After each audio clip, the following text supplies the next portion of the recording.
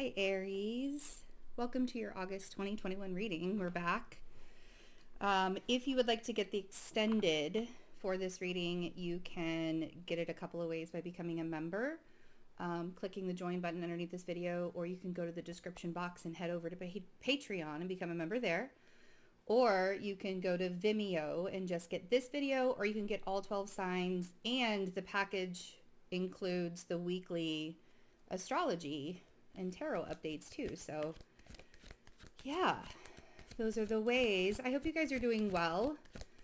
August is a very interesting month for you guys, and this particular month, because we have this new moon in Leo happening, really for everybody, it's going to spark a new beginning, because it is going to be squaring Uranus, and Uranus has been just sitting there in Taurus in your second house, just wanting to change everything about your career and everything about the money stuff.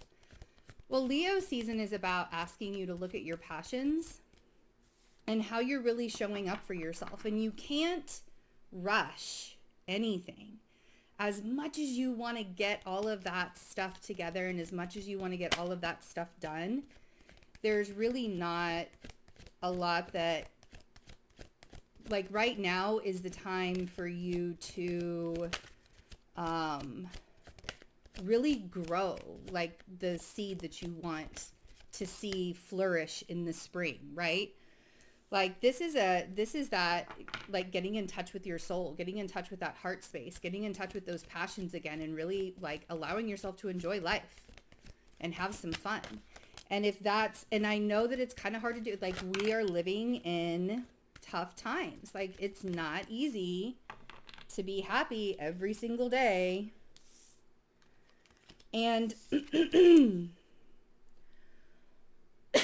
excuse me, Aries, hold on a second. It's not easy. Let's get one more card. It's not easy. So allowing yourself to rest. And a lot of times when we're resting, that's when we're going to find that clarity of the lesson. And that's when we can kind of reassess everything. And for you guys, you know, really paying attention to the details as we move into Virgo season. It's your 6th house, right? Like, you're really going to have to start really allowing yourself to pay attention to the details of every single day, so that you're not skipping, so you're not missing them or skipping them, especially, you know, moving even into Libra season. When Mercury goes retrograde, you're going to want to make sure that everything is pulled together now. And, like, I'm not really big on looking really deeply into the future aspects and looking, you know, doing all that predictable stuff, because things can change on a day-to-day basis every single day, right? But I will tell you that there are certain things that we can do in our lives to make transits easier for us. And, like, with Mercury retrograde, making sure that everything is pulled together before that happens will eliminate a lot of misunderstandings and a lot of pain and stuff for us, right? When we, like, show up for ourselves before that. And that's really all it is, being disciplined and showing up for yourself, making sure you take care of things, because for you guys, the Mercury retrograde is going to be happening with your relationships and stuff. And we'll talk about that as we get closer to Libra season. Your cards. So we have the Knight of Swords, Queen of Cups, 10 of Wands. Like I said, it's not easy. And this water sign, it feels like what's happening with this water sign for you guys, I feel like you've been doing the work. I feel like you've really been putting a lot of effort into this person, into this relationship, into, like, whatever it is that you guys are for each other.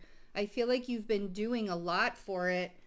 And it just, this Knight of Swords, like, the chaos, the arguments, the fighting, the constant, it feels very resistant with this person.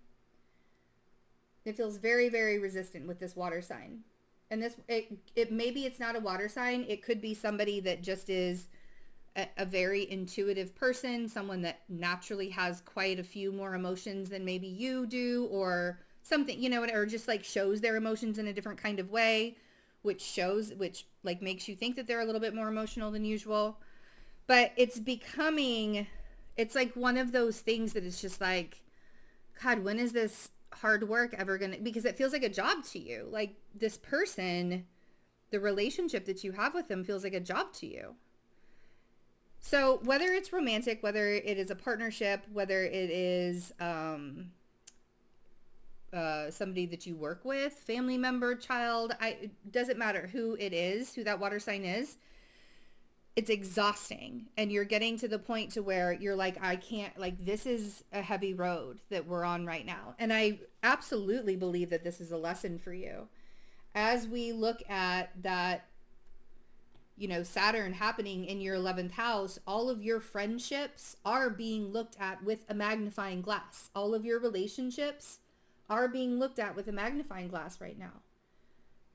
Because if people are a resistance to your growth and evolution, the universe, the cosmos are going to highlight that for you so you do something about it.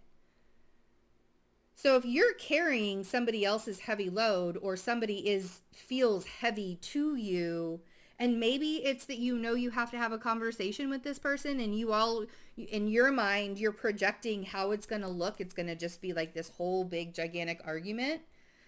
And doing that to yourself will add stress. Projecting the things that you think that are going to happen in the future, yes, 100% will add stress to you in your journey. But it doesn't really have to be that way. So we have the 4 of Swords and the 8 of Pentacles. Something is shifting for you when if it is not coming straight from your heart, if it's not an abounding yes from your heart space, then you need to ask yourself if it's actually a no. Because 9 times out of 10, if you're not like, yes, this is what I want to do. This is the person I want to be with. This is how it's going to, like, if you're not doing that, then you're questioning it. And every single time you question whatever situation, whatever person, whatever thing it is that you're doing, you're asking yourself, am I doing this for my intuition, or am I doing this based on an outside perception or a future projection or whatever, right? So it's like between your intuition and the world, which one's going to be better? Probably your intuition. The world doesn't know you. So rest. 4 of Swords. You have to take a time out. You got to take a minute. And during this meditative rest that you very, very much need, I mean, if this is how you're feeling right now, if this Knight of Swords is how you're feeling right now, this 4 of Swords is going to be the remedy. And then once you're able to have that rest, that's when you can come back, 8 of Pentacles. And that's when you can start to really see clearly the details that Virgo season wants to show you. The details of how maybe the things in your life weren't adding up because you were adding so much stress to whatever situation was going on with the water sign. Why things weren't working out because of all the extra chaos that was going with the water sign.